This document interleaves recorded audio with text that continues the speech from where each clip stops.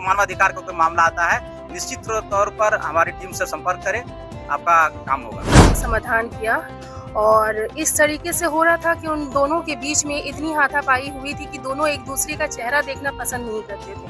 पर वो दोनों राजी हैं, आगे उनकी जिंदगी आसानी से चल सकती है, तो आप लोग साथ रहें, अन्यथा आप हट जाएं। तो मैं सेवा भारती से हूँ और इस तरह का काम मैं बराबर करती ही रहती हूँ। किसी का भी छोटा मोटा समस्या हो, कोर्ट तक जाकर भी समस्या अगर किसी का लौट गया हो, बिना किसी पद पर रहकर भी मैं इस समस्या को की हूँ। इसलिए मैं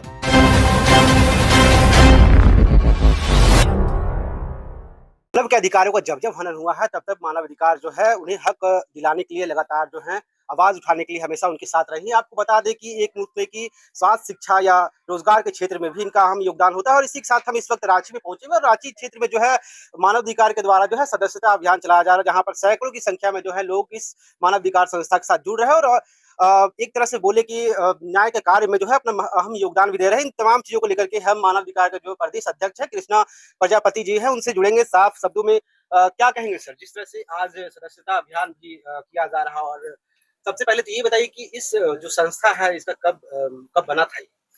सबसे पहले तो आपको धन्यवाद और आपके दर्शकों को भी धन्यवाद कि आपने हमारे इस राष्ट्रीय मानवाधिकार इंस्टीट्यूशन के बैनर तले जो आज बैठक हो रही है, हमारा सदस्यता अभियान जो चल रहा है, इसमें आप आए और हम लोगों का इंटरव्यू ले रहे हैं, हमारी बातों को आप जनता तक पहुंचाने का काम करें, इसके लिए आपको बहुत बहुत धन्यवाद।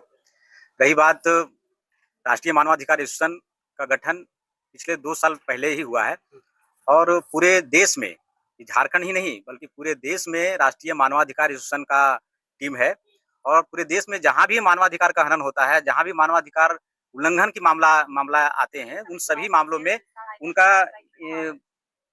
हमेशा हमारी टीम जो है बढ़ चढ़कर हिस्सा लेती है और उस मानवाधिकार के हनन को दूर करने में या जहां भी मानवाधिकार से लोग प्रताड़ित होते हैं उसको न्याय दिलाने में हमारी टीम पूरी लगी रहती है। ऐसा कई मामले आपके पास आए होंगे जो काफी गंभीर होते होंगे, जिनके निष्पादन के लगातार जो है आप अपने टीम का भी आपको जरूरत पड़ता होगा। ऐसा कुछ ऐसा व्याख्यान बताइए जिससे आपको काफी समस्याओं का भी सामना करना पड़ा। देखिए, कोई खास समस्या तो आती नहीं है क्योंकि हम लोग जो भी काम करते हैं वो प्रशासन के साथ मिलकर करते हैं। हम लोग कोई स्वतंत्र इकाई रूप में, कभी कभी मान ली घरेलू विवाद होता है, मान ली कभी कभी देखते हैं सास बहू में भी लड़ाई हो जाती है, घर टूट जाता है, अगर कोई पति दारू पी के, अपना शराब पी के अपने पत्नी के साथ मारपीट करती है, तो ऐसे कई मामले, छोटे छोटे मामले हम लोग के पास पहुंचती है, तो वहां पर हमारी जो टीम है वहां जाकर समझाने का काम करते हैं, घर बसाने का भी काम करते हैं।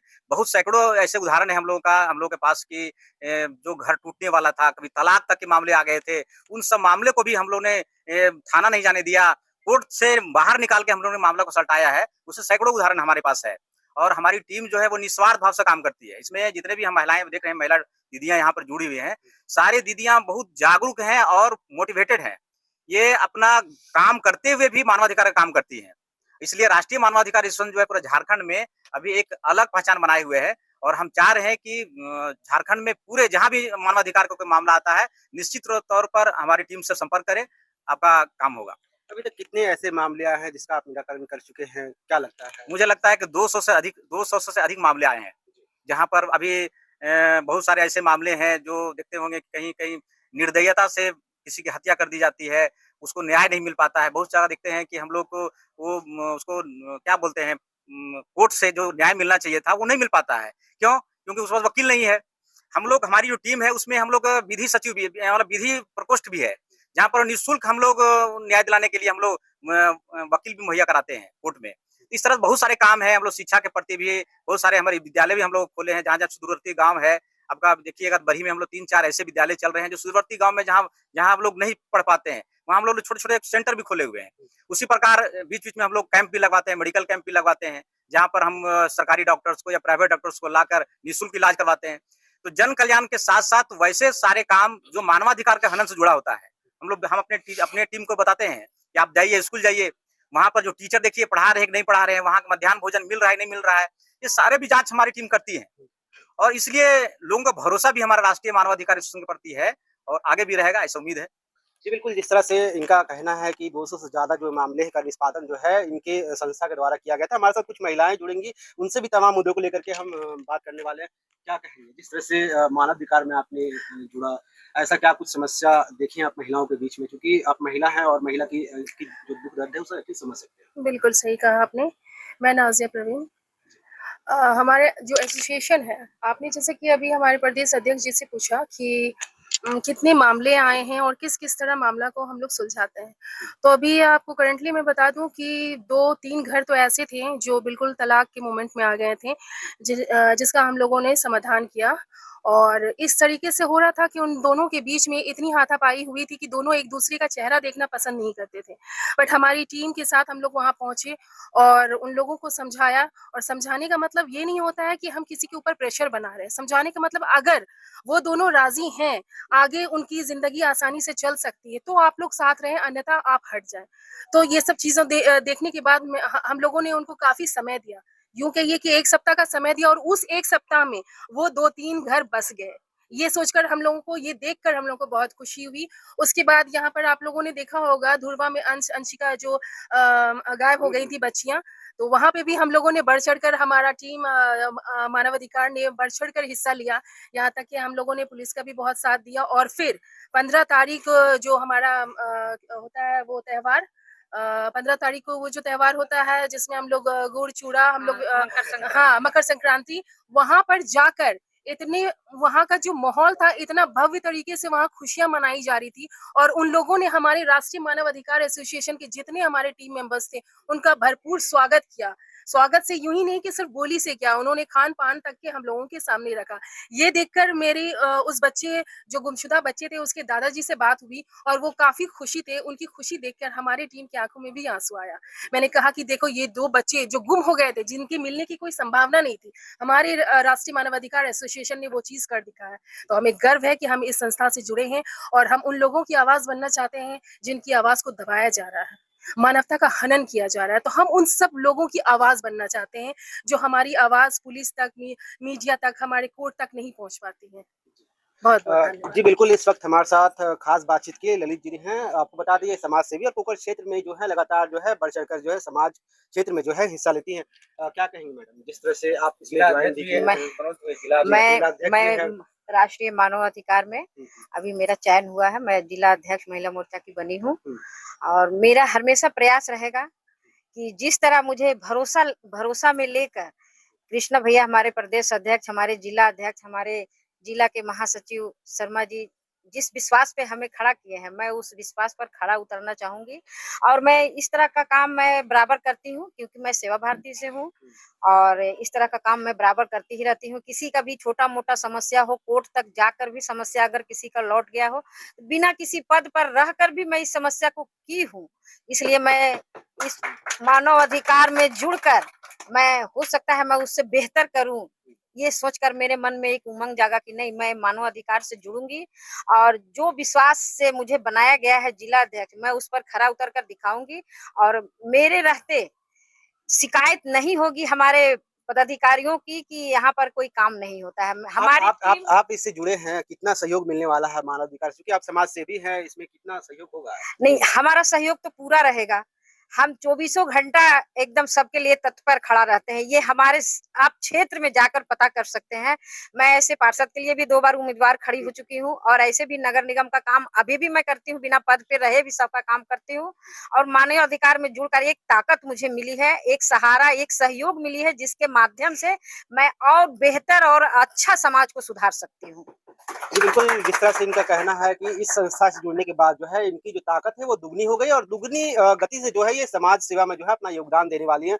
हमारे साथ आप पीछे विजुअल के माध्यम से देख सकते हैं कि सैकड़ों की संख्या में लोग यहाँ पर पहुंचे हैं और इस मानवाधिकार संस्था से जुड़कर जो है अपना योगदान देने वाले हैं समाज को लेकर के। नए लोगों से भी जुड़ेंगे, उनसे भी हम विचार विमर्श करने वाले हैं कि आखिर जुड़ने का इनका क्या मकसद रहा। क्या नाम हो गया आपका?